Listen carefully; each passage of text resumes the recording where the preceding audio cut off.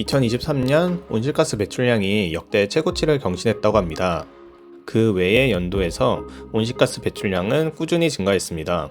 2023년의 경우 온실가스 배출량이 총 571억 톤으로 2020년 대비 1.3%가 증가했습니다. 매년 약 5.7억 톤의 온실가스가 추가로 배출되는 추세를 보이는데, 왼쪽 사진의 경우 화석연료, 메탄, 아산화질소, 불화온실가스 등의 온실가스 상승 추세를 그린 것입니다. 참고로 왼쪽 사진은 저작권 때문에 제가 직접 만든 거라 정확한 그래프는 아니라서 실제 그래프와는 조금 차이가 있습니다. 그래도 유엔의 2024년 온실가스 격차 보고서와 비슷한 추세를 보이도록 그렸고요. 자세한 그래프는 동영상 설명란에 적어두겠습니다.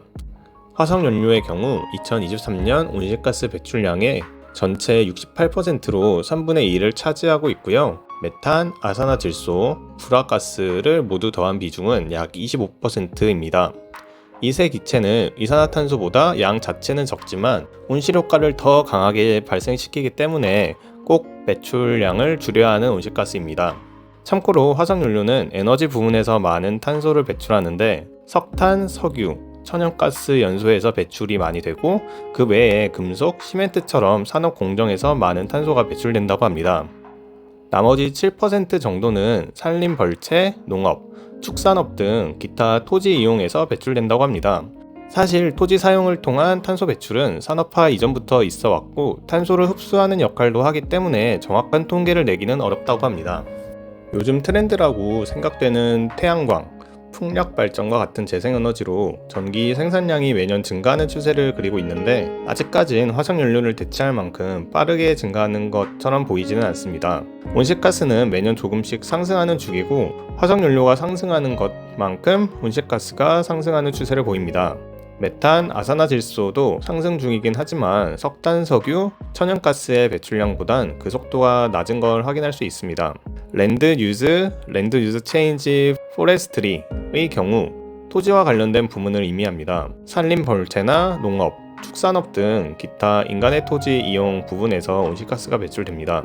아까 설명했듯이 토지나 산, 열대우림에서 탄소를 흡수하는 작용도 하기 때문에 정확한 온실가스 배출량 집계를 하는 데는 쉽지 않고요.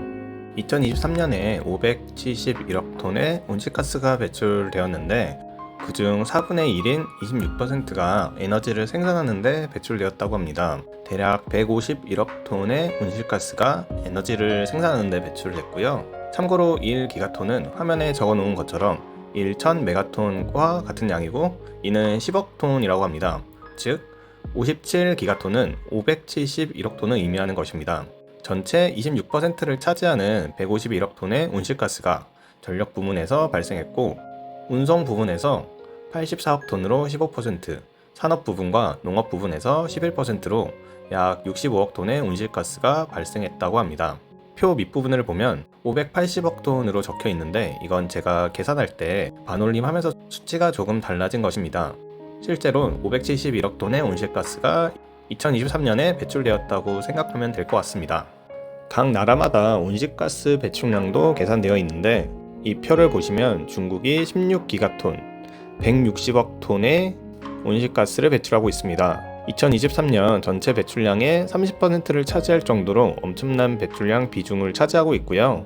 그 다음으로 미국은 59억 7천만 톤으로 11%, 인도가 41억 4천만 톤으로 8%, 그리고 유럽연합이 32억 3천만 톤으로 6% 순서로 전체 온실가스 배출량 비중을 차지하고 있습니다. 그런데 1850년부터 2022년까지 누적 배출량 추이를 보시면 순서가 많이 바뀝니다. 미국이 527억 톤으로 전체 온실가스 누적량 중 20%를 차지하고요. 그 다음 유럽연합이 301억 톤으로 12%, 그 다음이 중국 300억 톤으로 12% 순서입니다. 사실 이 표를 보면 재밌는 수치가 많습니다. 아프리카 대륙의 경우 55개 국가가 아프리카 연합을 이루고 이번 통계에 나왔는데, 2023년 전체 온실가스 배출량 중 31억 9천만 톤으로 단 6%만을 차지하고 있습니다. 누적 통계량도 7%밖에 되지 않을 정도로 그 양이 적지만, GDP 순서로 20개 국가가 있는 G20의 경우 2023년 온실가스 배출량 전체의 77%를 차지합니다. 그 정도로 지구에서 잘 사는 나라에서 더 많은 온실가스가 배출되는 것을 알 수 있고요. 1인당 온실가스 배출량 수치도 재밌습니다. 국가 단위로 보면 중국, 미국, 인도 순서로 온실가스 배출량이 많은데 1인당 온실가스 배출량을 보면 1등이 러시아로 1인당 19톤의 온실가스를 발생시킨다고 합니다. 그 다음으로 미국이 1인당 18톤, 그 다음 중국이 1인당 11톤입니다. 인도의 경우 1인당 온실가스 배출량이 2.9톤으로 잘 사는 나라들에 비해 그 수치가 매우 낮고 온실가스 누적 배출량도 이 표에서 가장 적습니다. 이상으로 2023년 온실가스 배출량이 역대 최고치를 경신했다 라는 영상을 마치겠습니다.